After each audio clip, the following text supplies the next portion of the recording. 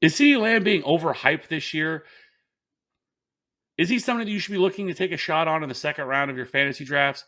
I definitely think so, and I'm going to tell you why right now.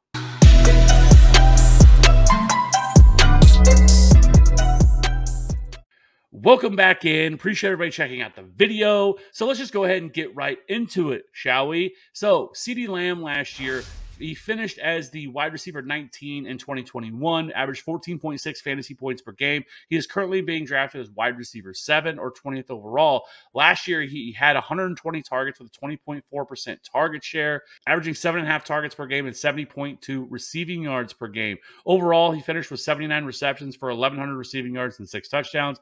12th in yards per route run, and 19th in yards per target. And this is on an offense that ranked 4th in pass plays per game and also 1st in neutral game script, which is exactly something you should be looking for.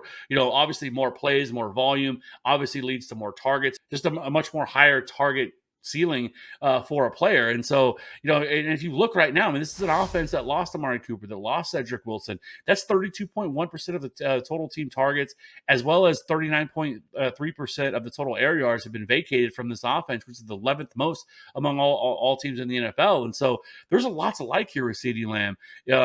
Really, I don't understand the disconnect for the people that argue against CeeDee Lamb. Most of the arguments that I can find against CeeDee Lamb, because I actually looked to see why people are a little bit lower on him if they are, and it's all because, well, we've never seen it before, which is the dumbest argument I've ever heard. Like, you should be projecting forward. Yes, there is risk with every player that you draft. I mean, they can get hurt. Maybe the offense, maybe the quarterback gets hurt. I mean, there's so many different things that can factor in here, but all we are really looking for is there a path to being a top 2, top 3, top 4 wide receiver.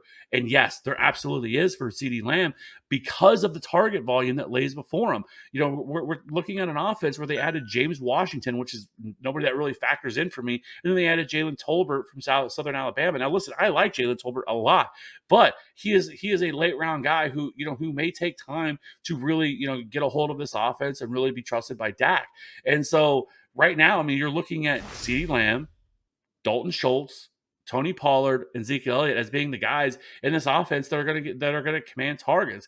And CeeDee Lamb likely commands a significant bump from what he saw last year at 120 targets. I don't think it's crazy to think that he can see 150, 160 targets this year. If he does so, I mean, we see what he did last year, 1,100 receiving yards and 6 touchdowns on 120 targets. I mean, we could be talking about a year this year where he goes for 1,400 receiving yards and double-digit touchdowns. I mean, last year with Amari Cooper leaving, that's 19 red zone targets that are going to be gone, which was 11th most among all wide receivers. Now, yes, they're not all going to CeeDee Lamb, but he's certainly going to see a little bit of a bump here in that department as well. Something they're going to be looking for inside the red zone. So everything aligns for CeeDee Lamb to really take a really big step forward this year, and it's not something crazy to even consider. So I have no problem with taking CeeDee Lamb at cost. If you look at the wide receivers that are going around him, I like him more than Deebo Samuel. Tyreek Hill, I like him more than him as well. I love Tyreek, but Tyreek is going to be in an offense that I don't think is going to pass the ball as much. Has Jalen Waddle, Mike Gesicki is there. Obviously, Cedric Wilson also went there.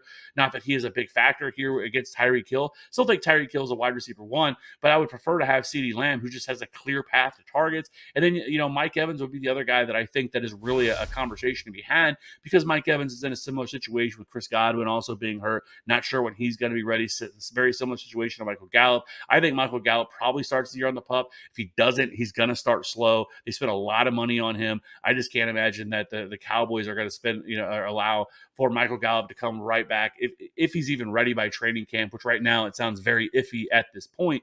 But I was speaking with Mike Evans. I mean, he is on a similar situation here. So maybe those two are kind of a conversation. And that's kind of the list, right? I mean, obviously, you want Stephon Diggs, you want Jamar Chase, you want Justin Jefferson, Cooper Kupp ahead of him. But I love the start of going running back in the first round, especially if you have that top, 3-4 pick or whatever, and then coming back in the second and grabbing CeeDee Lamb as your wide receiver 1. Because again, this guy has true wide receiver 1 upside. Not just a wide receiver 1, the wide receiver 1. People I've seen some people talk about his ceiling as where he's being drafted. I think he can finish much higher than wide receiver 7. And I don't think it's all that hot of a take. And so draft CeeDee Lamb with confidence this year. He checks every single box that you're looking for a wide receiver. Don't be afraid. Click that button. Click it in the second round for CeeDee Lamb. You'll thank me later. I'll catch you on the next one. Bye.